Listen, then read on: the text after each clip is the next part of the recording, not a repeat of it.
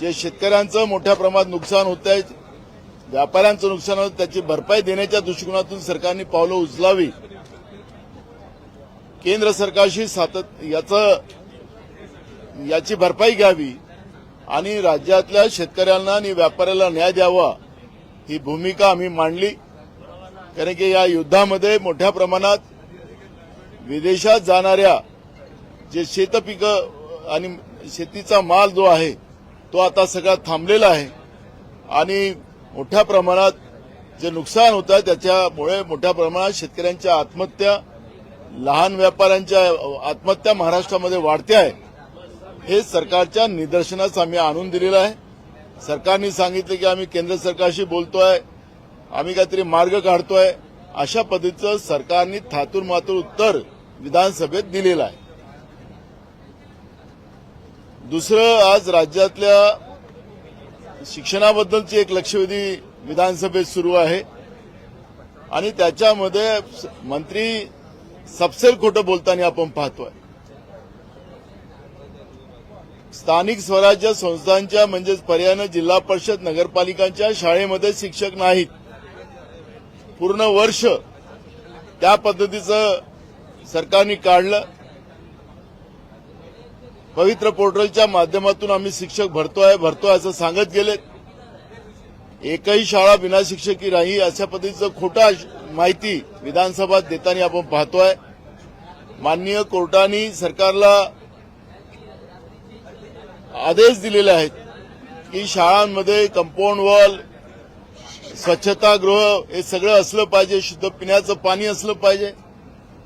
शाहू फुले आंबेडकरांच्या महाराष्ट्रामध्ये आज त्या जिल्हा परिषदांच्या शाळेमध्ये ही परिस्थिती नाही.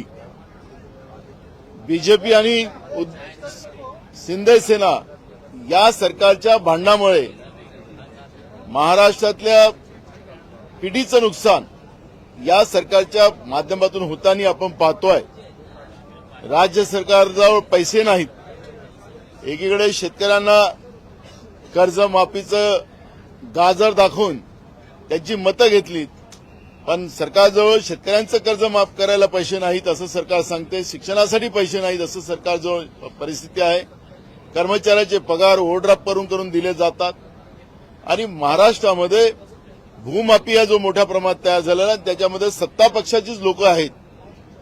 मीरा भाईंदरमध्ये तर त्याचं एक मोठं उदाहरण आहे की लाखो कोटीचं स्टॅम्प ड्युटी घोटाळा त्या मीरा भाईंदरमध्ये सत्ता पक्षाकडून केलं जाते. सगळ्या रिपोर्ट आल्यात, कारवाई केली जात नाही. राज्याची तिजोरी लुटली जाते. एकीकडे राज्याची तिजोरी खाली पडलेली आहे आणि सत्ता पक्षाकडून ती लुटली जाते, अशा पद्धतीचं चित्र आहे. तेही मुद्दे आम्ही या अधिवेशनामध्ये प्रामुख्यानं मांडू आणि या सरकारचा जो राज्य लुटण्याची जी काही परिसीमा आता सरकारने ओलांडलेली आहे त्याच्यावरची भूमिका मांडून हे सरकार कसं राज्याला लुटते आहे या पद्धतीचं एक पूर्ण माहितीसहित, पुरावेसहित आम्ही माहिती मांडणार आहोत. सर आता ज्या पद्धतीने पिकाचं नुकसान झालं त्याच्यानंतर आता युद्धामुळे शेतकऱ्यांचं नुकसान होतं. परवा अर्थसंकल्प आहे, शेतकऱ्यांची कर्जमाफी होणार का? बघा, आता मुख्यमंत्र्यांनी अनेकदा बाहेरही सांगितलेलं आहे की आम्ही करतोय, पण त्याच्यात अबकड अशी त्यांनी एक भूमिका मांडली. सरकार शेतकऱ्यांची संख्या कमी करायला लागलेली आहे. सरसकट कर्ज माफ करायची घोषणा केली, पण आता सरसकट नाही आणि म्हणून त्याच्यामध्ये सरकार अजून किती खोटं बोलेल हे आज मला काही त्याच्यात सांगता येणार नाही. परवाचाच आता राज्याचं बजेट आहे 6 तारखेला, त्यामध्ये सरकारचा खरा चेहरा पुढे येणार आहे. आत्ताच 11,000 कोटीच्या पुरवणी मागण्या परवा सरकारने मंजूर करून घेतल्यात. त्यामुळे राज्य सरकार हजारो कोटीच्या पुरवण्या मागण्या मागतोय आहे.